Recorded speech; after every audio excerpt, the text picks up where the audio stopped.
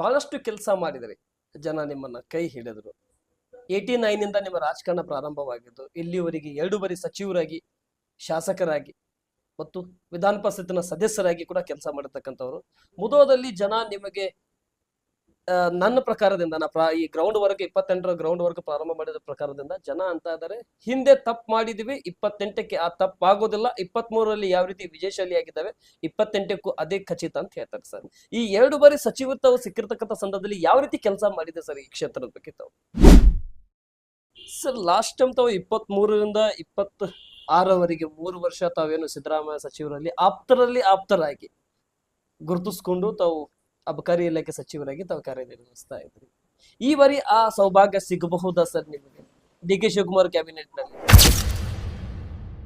APMC ಮಿಶ್ರ ತರಕಾರಿಗೂ ಆವರ್ತ ನಿಧಿ ತರ್ತಕ್ಕಂಥದ್ದು, ರೈತರಿಗೆ export information centre ತೆಗಿರ್ತಕ್ಕಂಥದ್ದು, ರೈತ ಸಂತೆಗಳನ್ನು ಮಾಡ್ತಕ್ಕಂಥದ್ದು, ಹೀಗೆ ಆವಾಗೂ ನಾವು ಭಾರಿ ಬದಲಾವಣೆ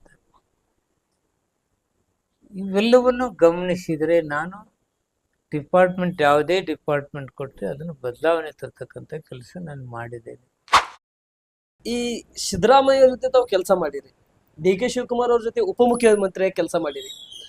ಆಡಳಿತ ಈಗ ಪ್ರಾರಂಭವಾಗಿರ್ತಕ್ಕಂಥ ಡಿ.ಕೆ. ಶಿವಕುಮಾರ್ ಅವರು ಚೀಫ್ ಮಿನಿಸ್ಟರ್ ಆಡಳಿತ, ಹಿಂದೆ ಉಪ ಚೀಫ್ ಮಿನಿಸ್ಟರ್ ಆಗಿ ಕಾರ್ಯನಿರ್ವಹಿಸಿರ್ತಕ್ಕಂಥವ್ರು.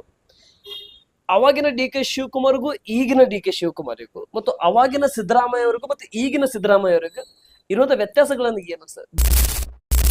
ಬಿಜೆಪಿ ಅವರು ಅಂತ ಇದ್ದಾರೆ ಈ ಸರ್ಕಾರ ಭ್ರಷ್ಟದಲ್ಲಿ ಮುಳುಗಿ ಬಿಟ್ಟಿದೆ, ಆದ್ರೆ ಮುಂದೆ ಗ್ಯಾರಂಟಿ ಕೊಡಕ್ ಆಗ್ತಾ ಇಲ್ಲ, ಆ ಗ್ಯಾರಂಟಿನೇ ಇವ್ರಿಗೆ ಸೋಲಾಗುತ್ತೆ ಅಂತ ಹೇಳ್ತಾ ಇದ್ದಾರೆ. ಹಿಂದೂ ಧರ್ಮನೇ ನಮ್ಮ ಬಂಡವಾಳ, ಧರ್ಮ ರಕ್ಷಕರು ನಾವು ಅಂತಕ್ಕಂಥ ಮಾತು ಹೇಳ್ತಕ್ಕಂಥ ಬಿಜೆಪಿ ಅವರು